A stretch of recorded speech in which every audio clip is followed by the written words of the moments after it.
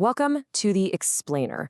Okay, today we're unpacking a truly fascinating framework drawn from Dr. Khaled Emadriz's comprehensive work, The 8 Major Success Factors.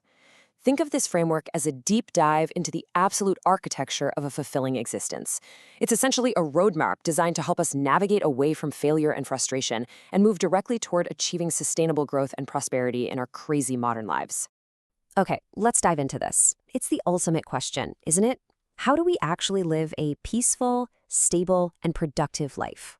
Because deep down, every single one of us longs for a calm existence, a life that's fundamentally free from all the distresses of the world. We all harbor this deep, universal desire for security, to just escape hardship and to fulfill those latent hopes that are embedded right in our souls. Well, this explainer is all about finding the practical tools to make that universal desire a reality. To anchor these big, ambitious goals, the author outlines 3 main drivers of success. It's kind of like a ripple effect, starting right at the individual level and expanding out to the entire community. First up, we've got the personal aspect. This is the foundational work, improving the false self, managing the ego, taming that arrogant entity inside of us. Second is professional life, which is all about climbing the ladder of our aspirations to achieve real socioeconomic growth. And third is societal happiness. That's the ultimate goal, right? Being a righteous person who actively serves and elevates a thriving community. So here's our deductive roadmap for today. We're going to cover the philosophy of perception, the 3 stages of the soul, navigating subliminal digital threats, and finally, Leopold's story, perception in action. Let's get right into it with Section 1, the philosophy of perception, foundations of success.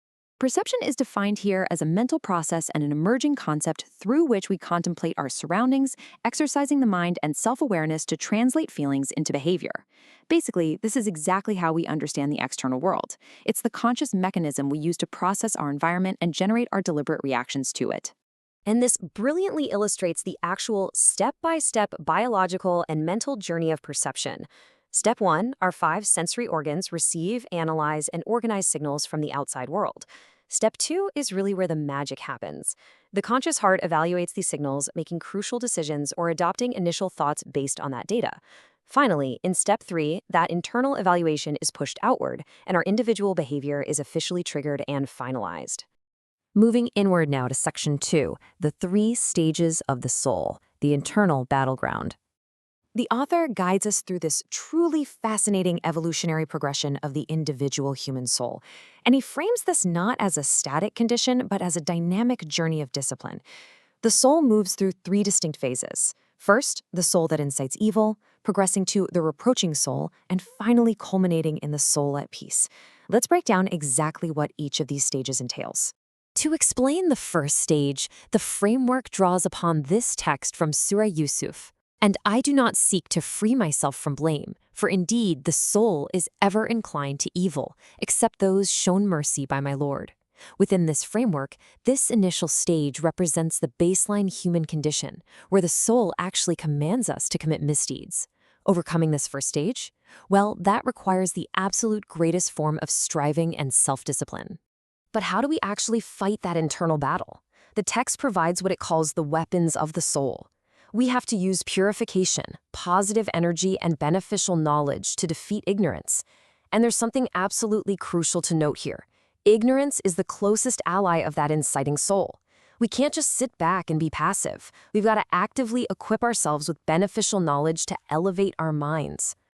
That active striving brings us to the second stage, which is captured in this quote from Surah Al-Qiyamah. Nay, I swear by the day of judgment. Nay, I swear by the reproaching soul. This represents a profound shift in awareness.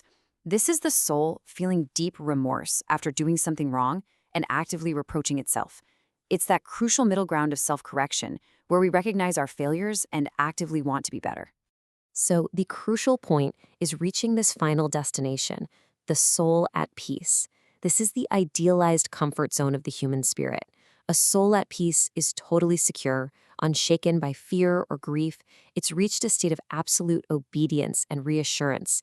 It's enveloped in divine care, and because of that, it naturally and effortlessly inspires goodness and wholesome actions. It really is the pinnacle of internal stability. Section 3, Navigating Subliminal Digital Threats. Our modern obstacle. Now, what's really interesting about this slide is how our modern reality poses a totally unique threat to all of this. Modern technology frequently distracts us from our natural, innate roles.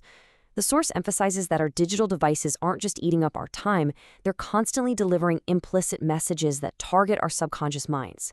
These subliminal messages are actively causing a widespread lack of focus, pulling us entirely away from the deep, conscious perception we need to reach that soul at peace. This creates a massive contrast in how we're spending our energy. On one side, we've got spiritual nourishment, which requires immense conscious effort, purifying the soul, reinforcing positive energy, and pursuing beneficial knowledge. But on the other side, we've got digital distraction. That's a passive state completely defined by subliminal messaging, a lack of focus, and an obsession with our screens. I want you to just reflect on your own daily habits for a second. The effort needed to reach the soul at peace is huge, while digital consumption is literally effortless. Which side are you feeding? Bringing us to our final section, Section 4, Leopold's story, Perception in Action. I want to transport you far away from screens and subliminal messaging for a minute, straight into the lush, remote, dense forests of Africa. In this incredible, thriving agricultural landscape, a man named Leopold grew up from early childhood.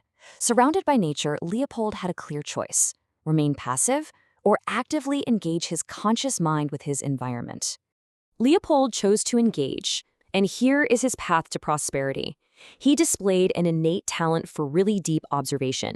Instead of being distracted, he spent hours upon hours just monitoring wild animals, paying intense attention to exactly how they overcame challenges with intelligence and innovation. He then took that sensory data and applied overwhelming passion, relentless hard work, and continuous focus. By mastering his perception, he successfully developed a sustainable agricultural system that directly mimicked nature's cycles. It's just brilliant. And here is the ultimate result, and exactly why this matters for you and me. Leopold's sharp vision didn't just enrich him personally. It led to remarkable economic and food prosperity for his entire village. He translated animal experiences into practical solutions that provided immense value. This perfectly brings us full circle back to the three main drivers we talked about at the very beginning of the explainer. By improving his own perception and working hard professionally, he ultimately served and elevated the happiness of his whole community, becoming this inspiring role model for everyone around him. Which leaves us with one final vital question. You now understand the mechanics of perception, the intense battle within the soul, and the very real dangers of modern digital distraction. The philosophical tools for success are right in your hands. So how will you use your perception to elevate your community? Thank you so much for joining me today, and I really hope this explainer leaves you energized and eager to apply these profound concepts to your own modern life.